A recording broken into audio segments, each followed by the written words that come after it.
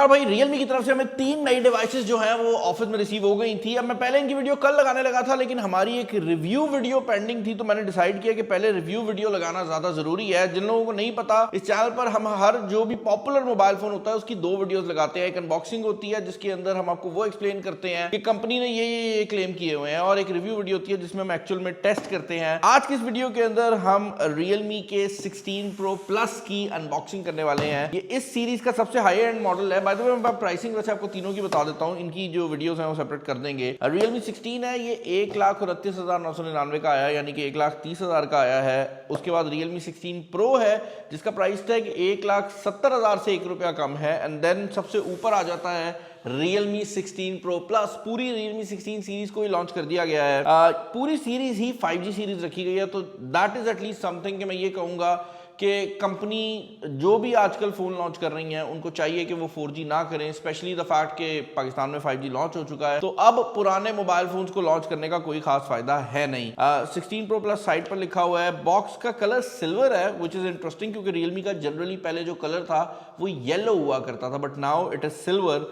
12GB RAM 512GB internal storage वाले variant में ये पाकिस्तानी मार्केट में लॉन्च हुआ है। जो कलर है हमारे पास, ये इसका मास्टर गोल्ड कलर है, और ये जो पर्टिकुलर मास्टर गोल्ड कलर है ये इस फोन का स्पेशल एडिशन भी आप लोग कह सकते हैं। उसकी रीजन ये है कि इस मोबाइल फोन के मार्केटिंग मटेरियल में यही जो कलर है, जो मास्टर गोल्ड का कलर है, यही बहुत ज्यादा हाईलाइट किया गया है। 200 मेगापिक्सल का एआई कैमरा है, 50 मेगापिक्सल का 3.5x टेलीफोटो कैमरा है, स्नैपड्रैगन 7 Gen 4 है। तो ये प्रोसेसर अक्सर लोगों को कंफ्यूज कर देता है।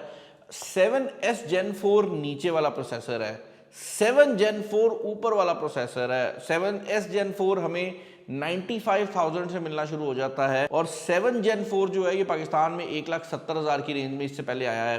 7000 mAh की टाइटन बैटरी को मेंशन किया गया है। 80 वॉट की फास्ट चार्जिंग भी मौजूद है, और इस मोबाइल फोन के अंदर AI को लिखा गया है फ्रंट के ऊपर, जो कि ये उन कुछ फोन्स में से है जिसमें अगर AI का मेंशन किया गया है ना, तो AI के इतने फीचर्स हैं कि मैं कह सकता हूं कि नहीं भाई, वाकई कंपनी ने AI को डाला है इस फोन में। अच्छा, अगेन अंदर भी आपको वही सिल्वर जो वाइब है वो देखने को मिल जाती है। मेक इट रियल लिखा हुआ है। बॉक्स को ओपन कर लेते हैं। बॉक्स के अंदर क्या क्या आता है भाई एक्सेसरीज के नाम पर, वो भी देख लेते हैं। यहाँ पर आपको क्विक स्टार्ट गाइड वगैरह देखने को मिल जाती है, कुछ पेपर वर्क है, उसके अलावा एक केस देखने को मिल जाता है। और इंटरेस्टिंग बात यह है कि अगर आप इस केस को देखेंगे ना, तो ये चारों साइडों से कटा हुआ है। ये बड़ा ज़रूरी है, ये मैं आपको एक्सप्लेन करता हूँ ये क्या चीज़ है। बट अगर आप इस केस को नीचे से देखेंगे तो इसका जो बॉडी है वो यहाँ ऊपर आ रही है, बट ये नीचे से भी कटा हुआ है, साइड से भी ऐसे फील होता है कि ये यूं कटाई में जा रहा है। उसके पीछे रीज़न ये है कि इस मोबाइल फोन का डिस्प्ले बहुत ज़्यादा डिफरेंट डिस्प्ले है। बॉक्सेस को निकाल लेते हैं। येलो कलर आ ही गया भाई वापस। ये जो स्टिकर है ये रिमूव कर लेते हैं। मैंने स्टिकर रिमूव करने के चक्कर में गलती से स्क्रीन प्रोटेक्टर भी उतार लिया।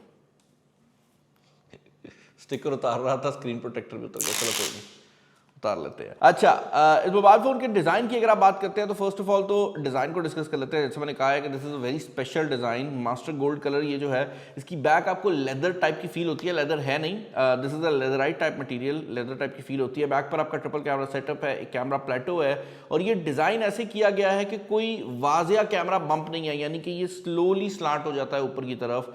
आपके पास यहाँ पर ड्यूल कलर LED फ्लैश मौजूद है। ऊपर वाली साइड पर आपकी speaker grill, noise cancellation microphone मौजूद है, और आई थिंक IR ब्लास्टर भी है।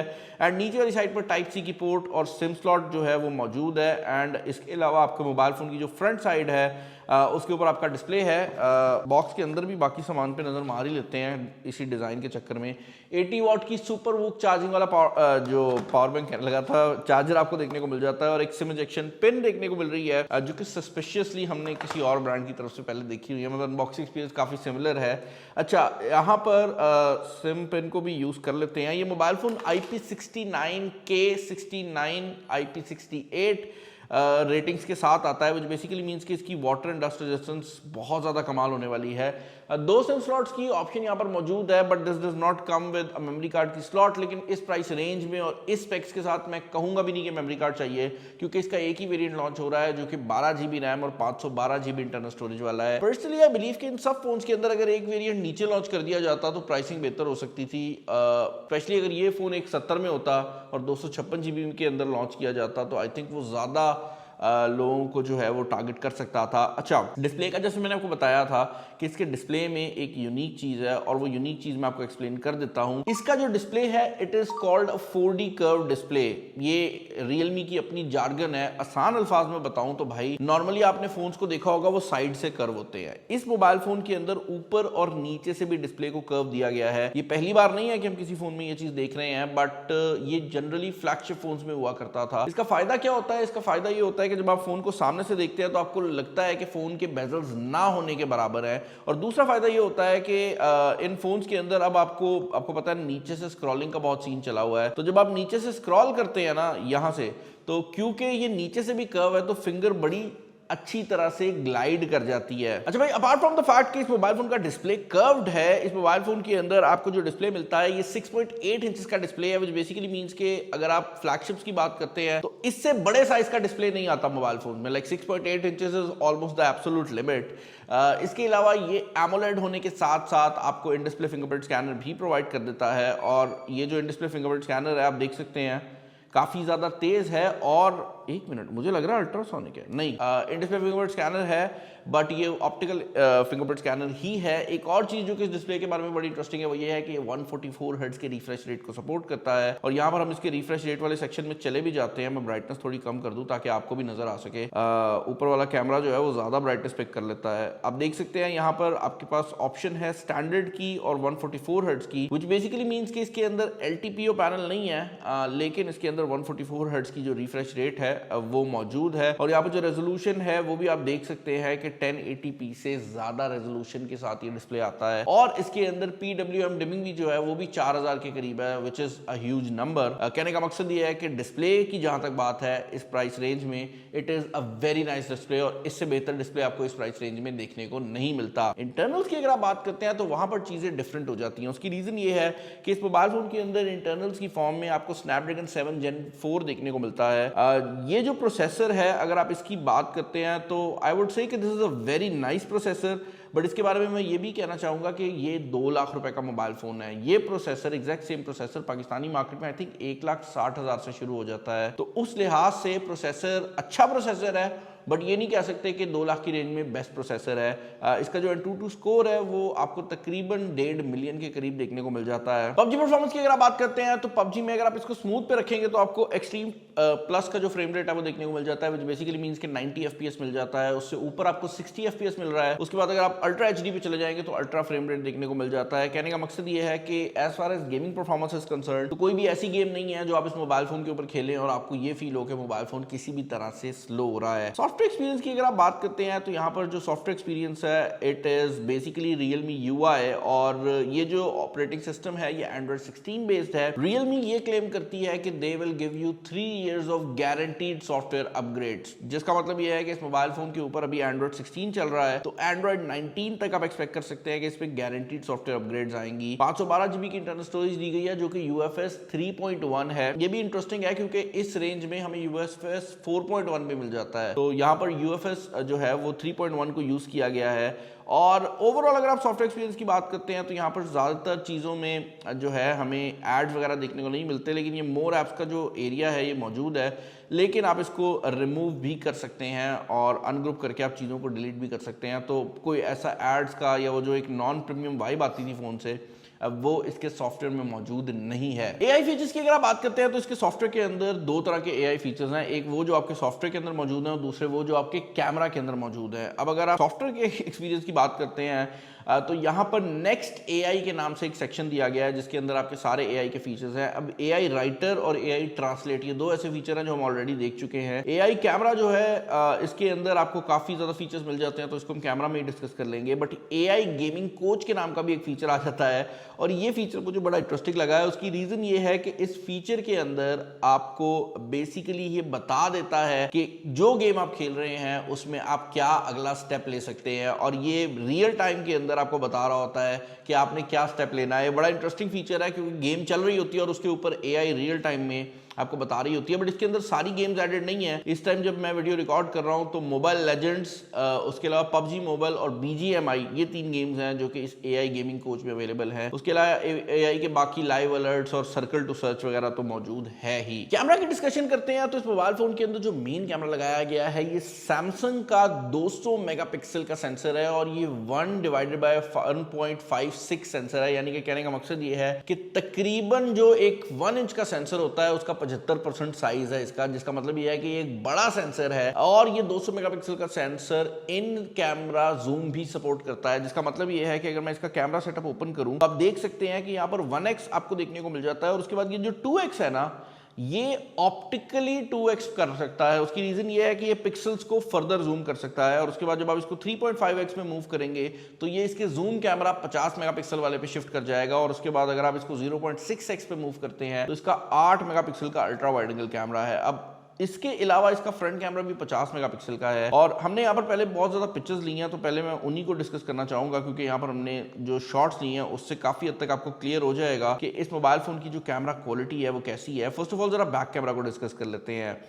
यहाँ पर जो 200 मेगापिक्सल का बैक कैमरा है it produces really nice images, मतलब तस्वीरें वाकई ही बहुत क्रेजी निकल कर आती हैं। एक चीज़ जो कि हैरानकुन है वो ये है कि एक वक्त होता था कि रियलमी की इमेजेस बहुत ज़्यादा वाइब्रेंट होती थी, बट अब इसके जो कलर्स हैं वो रियलमी ने काफ़ी चेंज कर दिए हैं और अब ये नेचुरल लुक की तरफ ज़्यादा जा रहे हैं।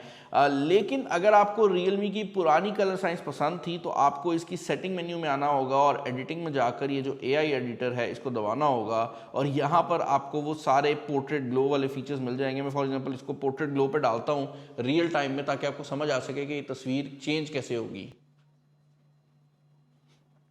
सो ये तस्वीर वो है जो इसने अब बनाई है और ये तस्वीर वो है जो इसने खींची थी। अब आप देख सकते हैं कि इसने फेस के ऊपर लाइट को भी बेहतर कर दिया और ओवरऑल कलर्स को भी बेहतर कर दिया है। आई एम समवन जिसको ये एडिट के बाद ज्यादा पसंद आती है, बट बहुत से मैंने इंटरनेशनल यूट्यूबर्स देखे हैं जिनको जो नेचुरल लुकिंग तस्वीरें हैं वो बहुत ज़्यादा पसंद आती हैं। तो इट डिपेंड्स कि आप कौन सा बंदा है। मुझे ऐसा लगता है कि पाकिस्तानी मार्केट में लोग रियलमी के फ़ोन खरीदते ही इसलिए थे कि उसकी तस्वीर जो थी उसको एडिट करने की ज़रूरत नहीं पड़ती थी, but again it is personal preference. यहाँ पर AI एडिट जीनी के नाम का भी एक फीचर दिया गया है जिसको क्लिक करने पर आप तस्वीर के अंदर कुछ भी चेंज करवा सकते हैं और ये बहुत अच्छी तरह काम करता है। पहले ये फीचर हमने आई थिंक सबसे पहले रियलमी में ही देखा था, बट उसके बाद अब ये फीचर बाकी फ़ोन्स पे भी आ गया है। Change the shirt colour to red.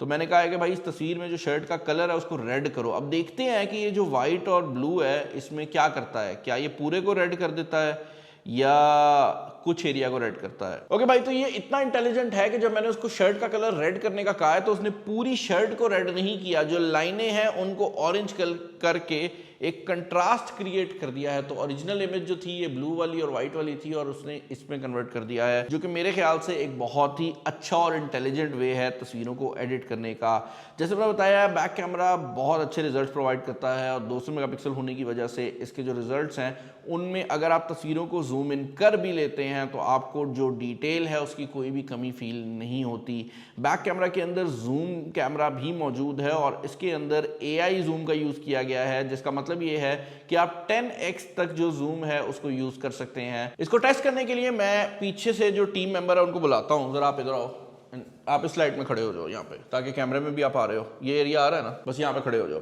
तो अब हम इसको 10x पे मूव करेंगे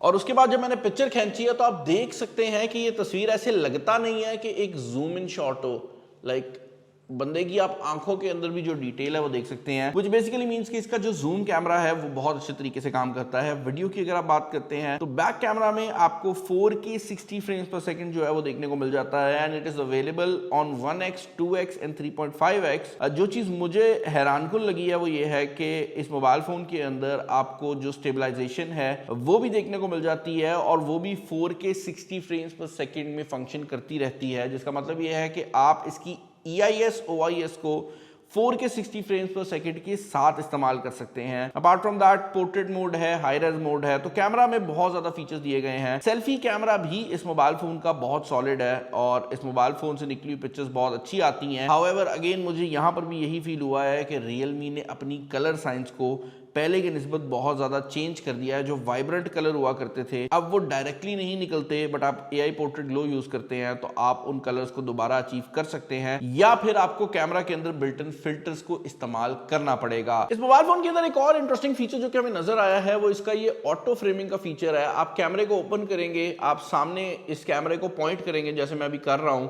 और ये खुद ही डिसाइड कर लेगा कि इसने क्या फ्रेम लेना है, मतलब कितना जूम करना है, अल्ट्रा वाइड एंगल यूज करना है या नॉर्मल करना है। मैंने इसको सामने किया है तो इसने ऑटोमेटिकली कैमरे को 1.5x पे मूव कर दिया है, तो ये फीचर भी काफी सॉलिड तरीके से काम करता है। 7000 mAh की बैटरी इस फोन के अंदर लगाई गई है और 80 वॉट की फास्ट चार्जिंग दी गई है, जो कि मेरे ख्याल से इस प्राइस रेंज के अंदर एक बहुत सॉलिड नंबर है। इनफैक्ट जितने महंगे फोन होते जाते हैं उनकी बैटरी का साइज कम होता जाता है। आई डोंट नो ये क्या सिचुएशन है, बट रियलमी ने ऐसा नहीं किया। तो 7000 mAh की बैटरी भी बहुत सॉलिड है, बट वायरलेस चार्जिंग इस फोन के अंदर मौजूद नहीं है, and I think that's a missed opportunity, specially considering the fact के बैक पर इसके लेदर था जिसके थ्रू वायरलेस चार्जिंग पॉसिबल भी है। तो आई थिंक वायरलेस चार्जिंग जरूर होनी चाहिए थी।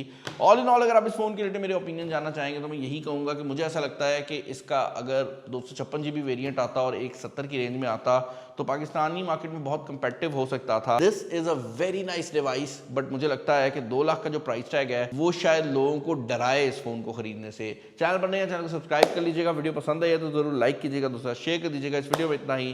This is Bilal signing off. अल्लाह हाफिज।